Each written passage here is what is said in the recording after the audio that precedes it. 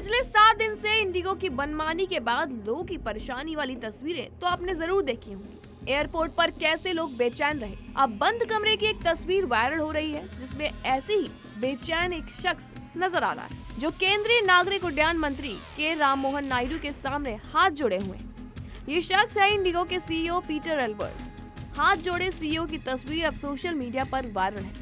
आज देश के सबसे बड़ी एयरलाइंस इंडिगो पर यात्रियों का गुस्सा फूट पड़ा है और सवाल फ्लाइट कैंसिलेशन का नहीं है, सवाल अब उस तस्वीर का है जिससे साफ पता चल रहा है कि सरकार अब एक्शन मोड में आ चुकी है। जी हाँ, इस तस्वीर को देखिए कि कैसे इंडिगो के पीटर एल्बर्स बार बार सरकार के सामने एक बार नहीं, 2 बार नहीं बल्कि बार बार हाथ जोड़कर माफी मांगते हुए नजर आ रहे हैं। दरअसल इस तस्वीर में इंडिगो के सीईओ पीटर एल्बर्स सरकार के सामने बैठे हुए हैं, हाथ जोड़े हुए, सर झुका हुआ और कैमरे के सामने माफी मांगते हुए पीटर एल्बर्स नजर आ रहे हैं। अब सवाल ये नहीं है कि उन्होंने माफी क्यों मांगी, सवाल ये है कि क्या हालात वाकई इतने बिगड़ चुके थे कि देश की सबसे बड़ी एयरलाइंस का मुखिया खुद सरकार के सामने झुकने को मजबूर हो गया।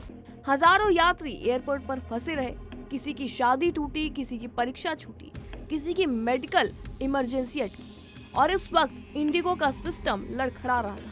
आज इंडिगो के सीईओ खुद मान रहे हैं कि उन्होंने अपने यात्रियों को निराश किया, जिसके चलते इंडिगो ने अपने एक्स हैंडल पर सीईओ की माफी मांगते हुए एक वीडियो भी जारी की है। जरा देखिए इस वीडियो को।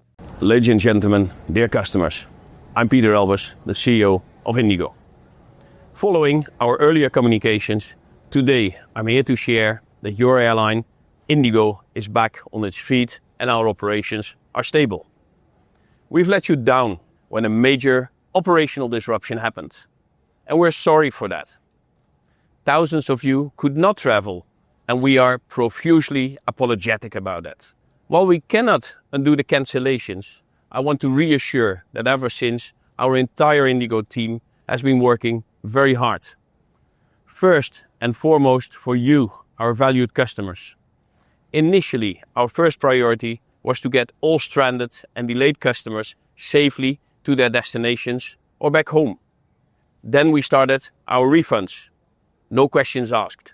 Lakhs of customers have already received their full refunds, and we continue to do so on a daily basis. Rest assured that we are fully committed in getting this done. Most of the bags stuck at the airport have already been delivered back to your homes, and our teams are working very hard on delivering the remaining ones very soon. I can confirm now that today, as of December 9th, our operations are fully stabilized, which means flights reflecting on our website are scheduled to operate with an adjusted network. So please continue to check our website for updates. We continue to work in full cooperation with the government. And now that the immediate crisis is dealt with, we started to focus internally on what has led to this, lessons learned to be drawn, and how to emerge stronger from this. Thank you for accepting our apology, and thank you for your patience, understanding, and support during this difficult time.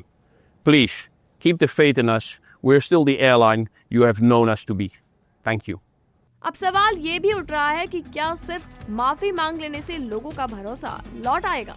हालांकि बात करें इस तस्वीर की तो ministry of civil aviation मंत्री राममोहन नायडू ने सीधे कंपनी को तलब किया, जिसके चलते उन्होंने सिर्फ बातचीत नहीं, पूरी लिस्ट मांगी है जिससे ये पता चल सके कि कितनी फ्लाइटें कैंसिल हुई, कितने यात्रियों को परेशानी हुई और किसकी जिम्मेदारी थी। मिनिस्ट्री ऑफ सिविल एविएशन ने साफ निर्देश दिया है कि अब इंडिगो अपनी कुल उड़ानों में 10% कटौती करेगा। यानी साफ तौर पर कहा जाए तो सरकार अब सिर्फ समझाने की मूड में नहीं है, अब लगाम कसी जा चुकी है। तो वहीं मॉनिटरिंग एजेंसी DGCA ने भी मोर्चा संभाल लिया है। किराए पर कैप, मनमानी कीमतों पर रोक और यात्रियों की जेब पर लगने वाली चोट को फिलहाल ब्रेक लगाया गया है। लेकिन सबसे बड़ा सवाल यही है कि सीईओ बार बार हाथ क्यों जोड़ रहे हैं।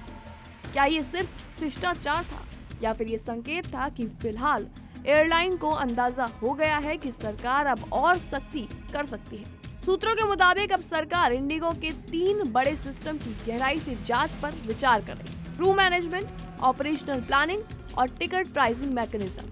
अगर इन तीनों में बड़ी गड़बड़ी पाई जाती है तो जुर्माना, नोटिस और कड़े नियम तय माने जा रहे हैं। और सरकार का इरादा साफ साफ नजर आ रहा है कि यात्री पहले हैं, कंपनी बाद में।